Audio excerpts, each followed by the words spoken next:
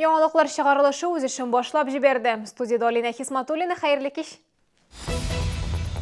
Интернетта ялган сатучылар, шолалар мошенникларның яңа төр тузагына социаль челтәрләр аша эләгә. Яхшылар һәм начарлар исемлегенә шоланың кайсы мәктәпләре керде. Белем бирү учреждениеләренең рейтингы мәгълүм. Шәһәр көнуңайнан шалада ишек алды бәрәннәре башланды. 39-нчы комплекстан Римма Әхмәтова. Алдагы сюжет интернет аша товар сатып алырга күнеккән кешеләр игътибарына. Бөтен дөнья челтәре аша алдакчы мошенникларга да юлыгырга мөмкин. Аларның сатып алучыларны алдау схемалары турында хәбәрчебез сөйли.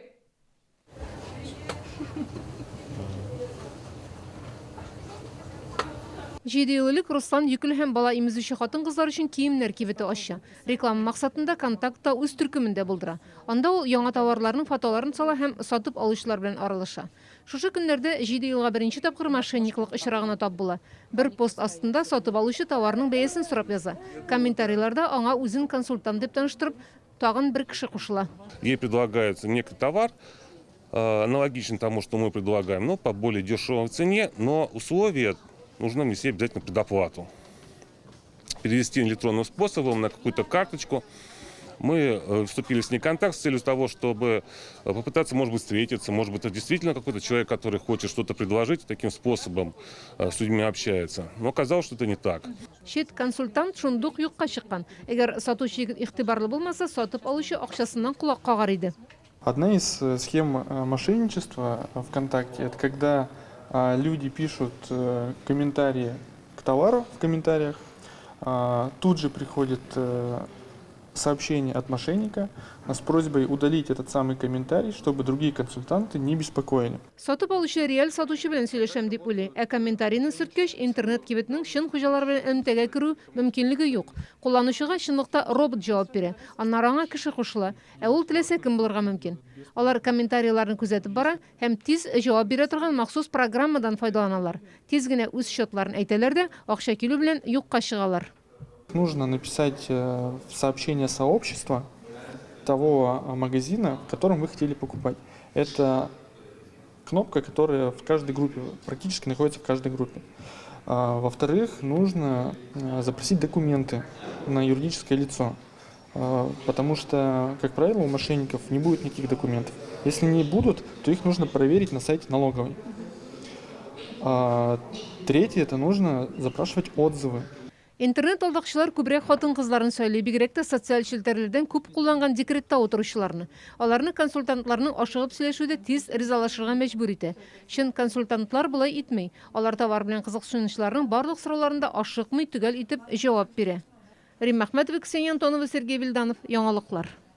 Татарстан белем бирү учреждениеләренең рейтингы төзелде. Гомуми белем бирү мәктәпләре, лицей һәм гимназияләрнең күрсәткечләре мәгълүм. Алар белем бирүнең сыйфатын, сәләтле балалар белән эшләү, тәрбия бирү, куркынычсызлыкны тәэмин итү, хезмәткәрләрнең үсешен күздә тотып ясалган. Балалар махсус формула буенча билгеләнгән. Чаллы буенча 1нче урында 26-нчы гимназия, 2нчедә Пушкин лицее, 3нче урынга 56-нчы мәктәп чыккан. Иң арттагы позициядә 20нче мәктәп, ул соңгы 42нче урында тора. Күп фатирлы йортларда капиталь ремонт төгәлләнү алдында. 147-нче йортта түбә, фасад һәм эчке инженерлык системасы яңадан ясала. Пландагы эшләрнең 90% үтәлгән. Тиздән йортларны кабул итә башлыйлар. Беренче булып бәяне халык бирәчәк. Эш А40 йортында фасадка капиталь ремонт бара. Ян-як стеналарны җылыту төгәлләнгән. Беренче катта 2 катлы сетка куйганнар. Хәзер буяу эшләре кала. Һава бозылмаса, объектны 2 атнадан тапшырырга тиешләр. Төзүчеләр халык риза булыр дип ышана. С каким поставщиком мы работаем, мы уже 5-й год работаем, еще за 5 лет еще нет у нас нареканий, чтобы эта краска выцветала. Да, тона краски очень яркие, но, по крайней мере, уже стоят еще. Все подрядчики проверены, все прошли отбор, всеми инстанциями подписаны, то есть отбор согласованный, и подрядчики эти уже не один год работают и доказывают свою эффективность, свою добросовестность. Жилкомсервис идарә компаниясе быел капиталь ремонт исемлегенә 40-лап күп катлы йортны кертте. Бу максатка 200 миллион сумнан артык акча бирелгән. Бу көнгә шәһәрнең искелешендәге торак фондының 80% эшләнгән. Комплексный капитальный ремонт мы не можем себе позволить, поэтому капитальный ремонт проводился того или другого элемента.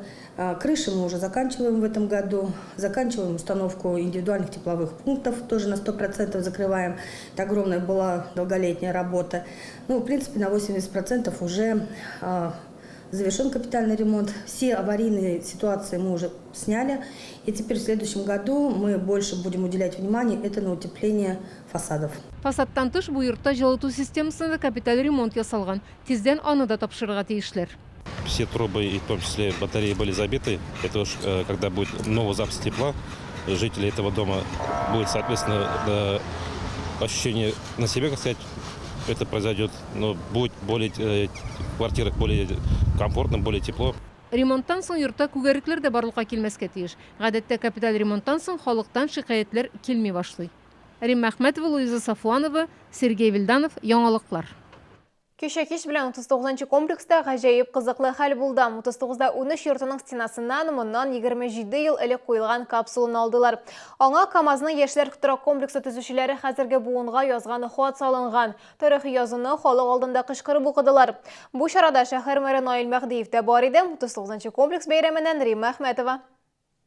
Вышивала 1,5 года, потому что очень мелко, и вышивала с такой душой, что она у меня получилась. Комплекста яшәүчеләрнең иҗат эшләре, мастер-класслар, спорт уеннары, аттракционнар, шаллы артистлары чыгышлары. 39-нчы комплекс бәйрәменең программасы бик мавыктыргыч. Шушында ук мәхәлләнең казанышларын раслаучы күргәзмә дә ясалган. 3 елга шәһәр республика күләмендә 17 җиңү. Тырышып эшләгән өчен, менә көне-төн эшләгән өчен менә шушылай итеп бөтен кешеләр белән эшләнгән инде, менә бөтен актив эшләнгән күрә. 39-нчы комплекска 17 йорт керә. Аларда 6701 кеше яши. Халык яшәү шартларыннан хезмәт күрсәтүдән канәгать. Безнең комплекс 39-нчы мәхәллә бөтен комплексларга караганда аерылып тора. Бик чиста пөхтә кешеләре ярдәмчел. Дуст тату яшәйбез. 13-нчы йорт 39-нчы комплексның беренче йорты. Ул моннан 27 ел элек 1990 елда салынган. Һәм төзүчеләр аның стенасына бүгенге буыннар өчен хат язып тыгып калдырганнар. Хәзер әнә шул капсул эчендәге серле язуны ачарга тиешләр. Бу комплекс бәйрәменең иң мөһим өлеше. 1990 елның 9 сентябрендә язылган тарихи хатны Владимир Лазаревич ала. Ә халык алдында яшьләр трак комплексын оештыручыларның берсе Вениамин Глебов укый. На берегу Камы первый праздник Новосела. Праздник МЖК и его жителей. Мирного неба, теплого хлеба, родниковой воды и никакой беды. Төзүчеләрнең хаты шәһәр тарихи музеена тапшырылачак. Тиздән КАМАЗ МЖКсы турында китап та язарга уйлыйлар. Вся страна и многие города в то время брали пример с города Набережные Челны в плане молодежного жилищного строительства. И сегодня мы видим уже и детей, и внуков наших первостроителей. Естественно, это вызывает уважение. 39-нчы комплекс бәйрәме кич буе дәвам итте. Рәсми өлештән соң шәһәр мэры халык белән аралашты, кул эшләре күргәзмәсен карады. Рим Әхмәтова, Ленар Султанов, Яңалыклар. Шал рәсеме тормыш фәлсәфәсен мәшһүр татар әкиятләре аша күрсәтә. Энергетик мәдәният сараенда Сәгыйдә Сираҗиеваның шәхси күргәзмәсе ачылды. Шаллы халкы аны рәссам график буларак белә, әмма бу юлы оста рәссам сәнгать әсәрләре тәкъдим итә. Картиналарның барысы да диярлек татар халык әкиятләре, риваятләргә нигезләнгән. Сәгыйдә Сираҗиева аларны 96 елдан бирле язган булса да, тамашачы хөкеменә беренче тапкыр чыгара.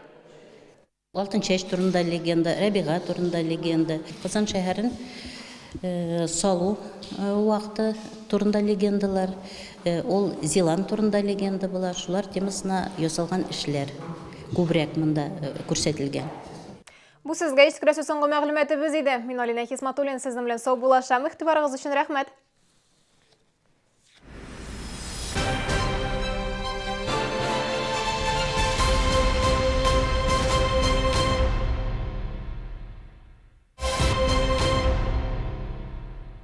Внимание! Закон о рекламе запрещает говорить о самых низких ценах, но не запретит нам делать. Куртки, пальто, ветровки от 1000 рублей. Оптовые ярмарки России. В Набережных Челнах с 21 по 31 августа. Экспо КАМА. Это обычный магазин инструментов. А это 45 тысяч товаров в наличии и реально низкие цены на всеинструменты.ру. Например, шуруповерт Hitachi всего за 4990. Всеинструменты.ру. Успей купить с выгодой. Какой выбрать ресторан? Где заказать дешевое такси? Звони на 09 с домашнего телефона или с мобильного набирай 0752. А теперь еще и электронная карта Республики Татарстан по товарам и услугам на сайте es09.ru.